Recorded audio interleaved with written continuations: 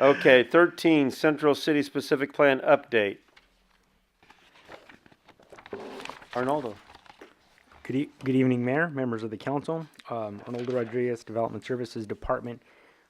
The item before you this evening is an informational item to bring the council and the community up to speed in terms of where we're at with the Central City Specific Plan update. There's been a lot of moving parts for the last number of years, specifically regarding the Central Area Specific Plan. I think some of those items were directly or indirectly related to the Central City Specific Plan, which is not necessarily extended the timeline. However, it's provided the city an opportunity or staff an opportunity to really recalibrate or to take a look at the big picture in terms of where we're at with certain policies here in the community. Just for context, the Central City Specific Plan was adopted in 1992. It was a culmination of a 3-year planning process. And quite frankly, I would give a lot of credit to our city leaders at the time.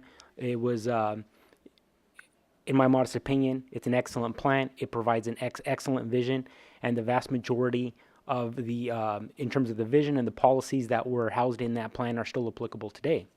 However, with all industries, things have changed. Markets have changed. Planning, business practices have changed. Planning practices have changed a little bit, not dramatically. However, they have changed.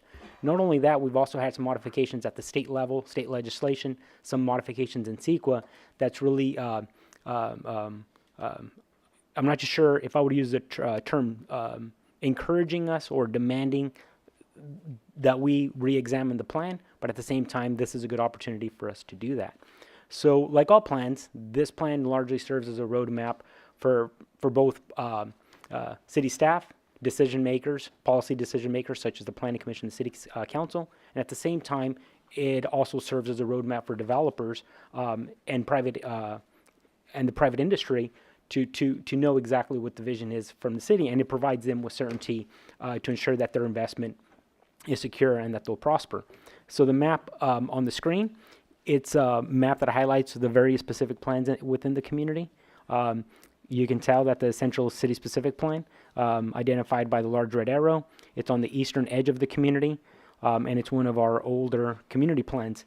Currently in process, we have the El Margarita Master Plan, which it's on the west side of the community, and on the southern tip, which I apologize, the colors are not coming through. That color should be lime green, which is the Bogue Stewart Master Plan. Thank you, Terrell. So in process right now, we have the El Margarita Master Plan, and then we also have the Bogue Stewart Master Plan, which we're working on. Security. We've been in here too long. The automatic. It's the supply deck, don't worry.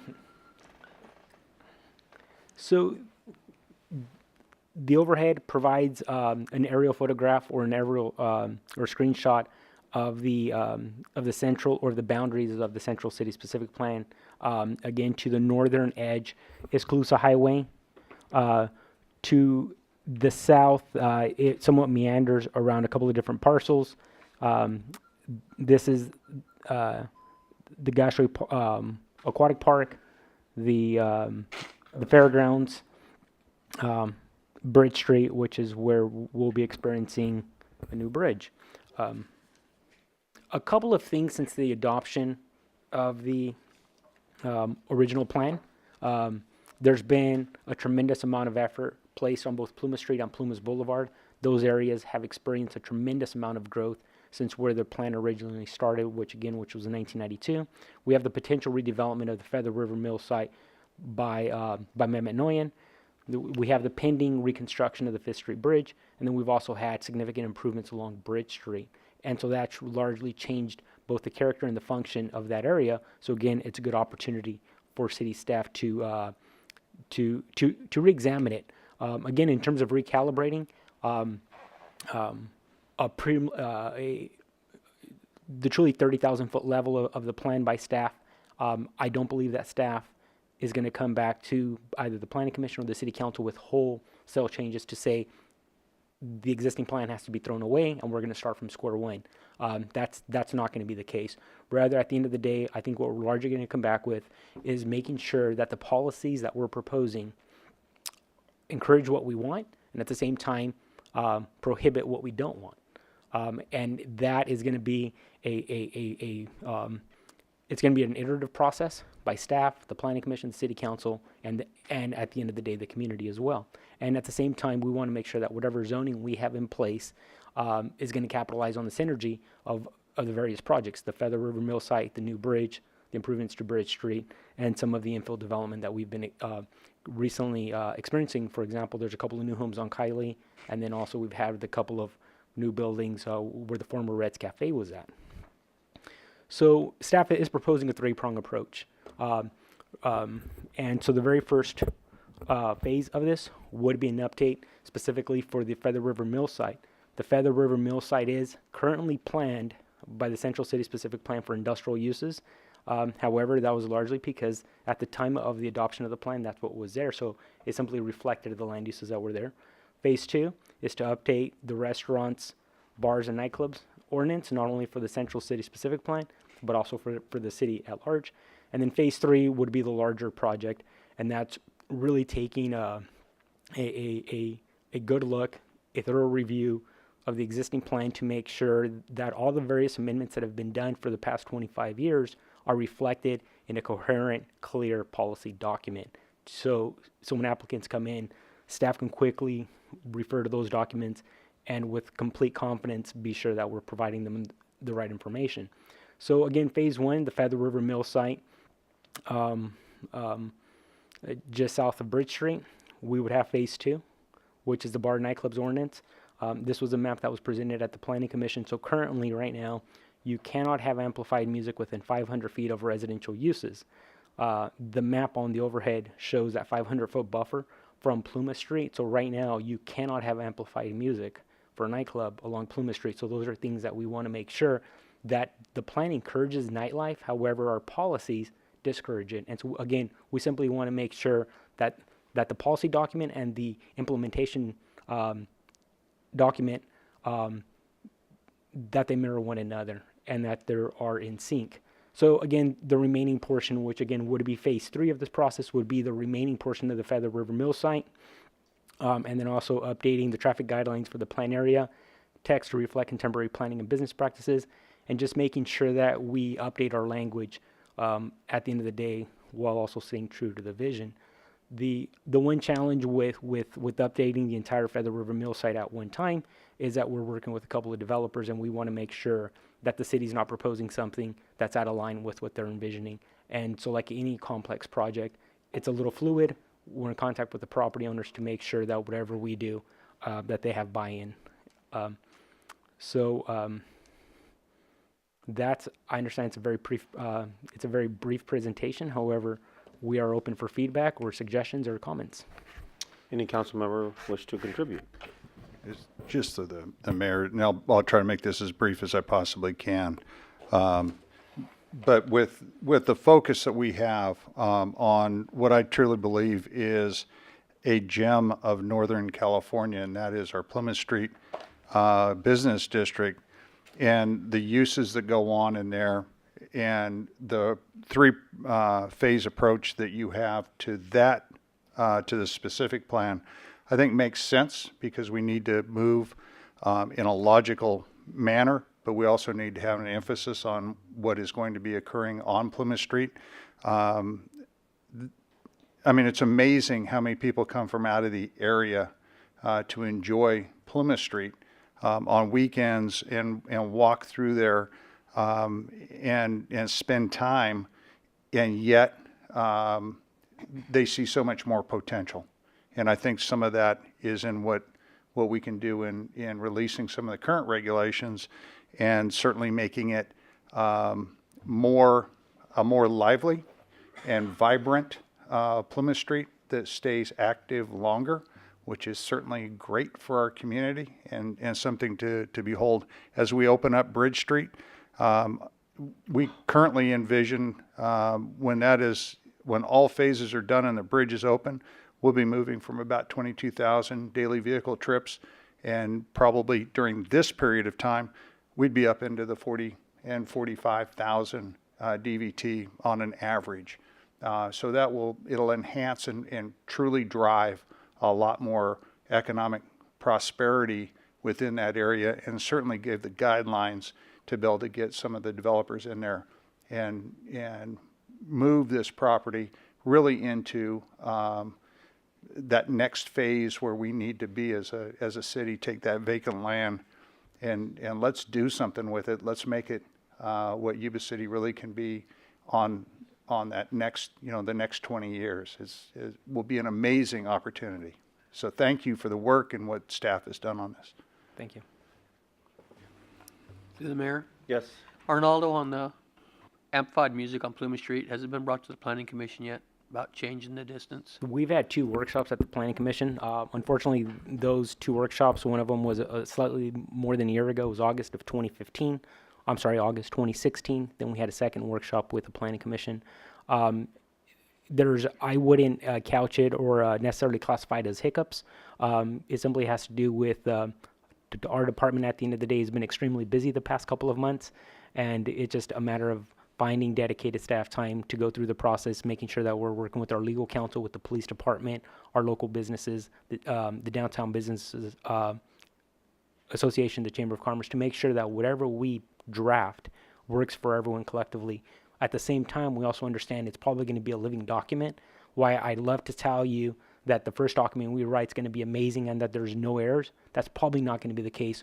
We'll probably learn after the first 2-3 applications, and if we have to come back to the Planning Commission and City Council to make sure that we're right-sizing it for Yuba City, then I think that's appropriate. I would not say that that would be a reflection of not doing our due diligence. Rather, sometimes it's when you're drafting land use policies, you have the law of unintended consequences at times. And, we'll try to get it right. But at the same time, I think that we would ask for a long rope to make sure that we can get it right. Thank you. Any other comments? No, we know how busy we've kept you, so, but thank you for being diligent and moving forward. I'm just glad they got the air compressor on and blew the dust off the document. The only other question I had was regarding going up Bridge Street a little bit to take in some of the industrial properties there into the plan, which is specifically the Dan and Dana. Oh, correct. What would it take, would it be feasible to be able to add that little area into a specific plan so we can actually do some targeted recommendations even to those landowners or whatever? Because right now it sits there, it's a blob. I definitely think that's something that we can take a look at. One of the challenges would be the CEQA work that we would have to do for that area. Okay. If at council's direction, then to extend this a little bit, then I would probably call that phase 4. And for something like that, because it would be new to the property owners, there's also some existing railroad right-of-way land in that area. That one would probably take a lot more, both collaboration with private agencies, public agencies, to make sure that And the again, rail. right, and the rail company, to try to make sure that we're going to get it right for that. That's not to say it can't be done, Right. but it does pose a couple of challenges just off the bat. However, at council's direction, Good. that is definitely something that can be on the horizon. Thank you. But to be acknowledged in documentation and that we're looking at that happening, and because I know that the rail area there has some residual difficulties that are going to have to be dealt with, and if we do have a kind of a plan of types, it might actually raise awareness and Yeah, so I So- would, So, I would Mayor, what's the agree. residual difficulty? Is it just Union Pacific itself or what? not going there. one of the things that we can definitely take a look at is planting the seed within the plan. So as part of phase 3, Right. you start to plant the seed without necessarily making it mandatory, but you start to explore some of those opportunities or really some of those linkages in the urban fabric between the downtown area and the area immediately to the west. Okay, sounds good. Mr. Mayor, Yes. if you'd like to invite comment from anyone from the public, I know there are some people who sat through 4 hours of this meeting, so I'm not sure why they're still here. yeah, and are but they- yeah, I if, know they, it's- if they are. So. And by the way, Joe, you're in that area, so we're expecting you to be integral part of this. I'm sorry, you're talking to me? Yes, you betcha. Yeah, well, I'll get up and speak if you want me to. Or Have you ever, more seats now. have you ever heard him amplified? I have. Yeah. No, if you really have something to add, we're looking for. You we got. just talk for more seats? No. It's got to be recorded. Gotta go over there. It's got to be up there. All right. Sorry, Joe. Joe, it's not that we're trying to torture you, it's so that we can capture you on film so that so that everyone can see you and hear you. Thank you. Yes. My name is Joe Federico. I'm a resident here in Yuba City, California, and a business owner. And I'm vice president of the Downtown Business Association. And I wanted to come tonight when I heard that Arnaldo was going to get up and talk about the city-specific plan and sort of the. I know that he has had a lot of work that he's had to deal with lately, and so he's sort of behind on some of the stuff he wanted to do as it pertains to the, especially the nightclub ordinance. The only thing I mean, to be honest with you, everything that that Councilman Buckland said was right on point. I'd say amen to what you said. We have a real opportunity downtown. I think you guys can see that the DBA is really trying to step up and sort of change the way we do what we do and try to get a lot more community people involved. We've really been attempting to do that. I've been on the board for 9 years, and we're really trying to up our game a little bit because we see what's coming with the additional flow from the Fifth Street Bridge project and the Feather River Mills project being built. As a business owner and as a representative of the downtown, I wanted to address, and I've been working with Darren for a while, and then Arnaldo, which is a huge upgrade in my mind. I'm just going to say in that position, and so I've been working with Arnaldo since he's. I'm sorry, not from you, from the former guy I was working with. But Arnaldo, I wasn't going to say his name, but Arnaldo, I think he gets it. When he was looking at that, I loved when I was sitting across the table and he was looking at the ordinance and he was just shaking his head. Like, who writes this? I'm like, this is awesome, man. You're exactly right. No one's to blame necessarily except for the plagiarizing it from a larger city. But other than that, no one's to blame for wanting to. It was a little bit of a knee-jerk reaction, and we did an urgency ordinance, I think, and it was really in response to a couple of bad operators, right? We all know this. But the problem is that the definitions of a nightclub, it was what I was speaking to earlier about the marijuana thing just a little bit, is that we all get that there are bad operators, right? And we want to protect ourselves. But at the same time, we want businesses to be able to do what they do, right? What they've put their money and efforts into. And we just don't, we want it to positively affect the community and we don't want it to negatively affect the community, obviously, right? And so, but the thing is, we have to be cognizant of, it's so easy to just say no. But sometimes if you say no, what you're doing is inviting people to circumvent the law, and that's what has happened here. And there is a bit of an urgency to this in that we have an operator that wants to go into the place that used to be the Spur in the Town Pump on Plymouth Street. But we are currently in purgatory as far as this ordinance is concerned. They cannot open a bar. They can't open a Denny's in that location because it's a nightclub. We've had this discussion. Right? It's a nightclub under the ordinance.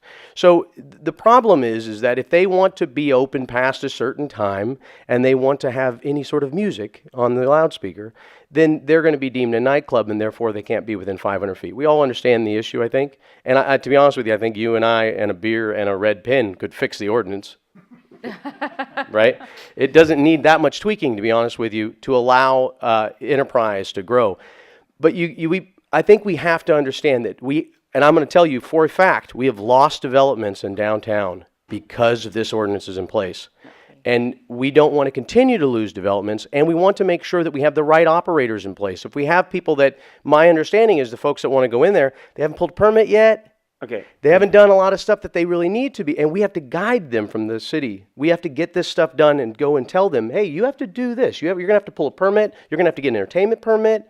And that way they know they can make business decisions, because right now we're open to them saying, well, I spent all this money on this building and we have all these plans, and now you're telling me, well, that's not your fault. It's their fault they didn't do the research. But it is what it is, and we want that business to be a good operator downtown, right?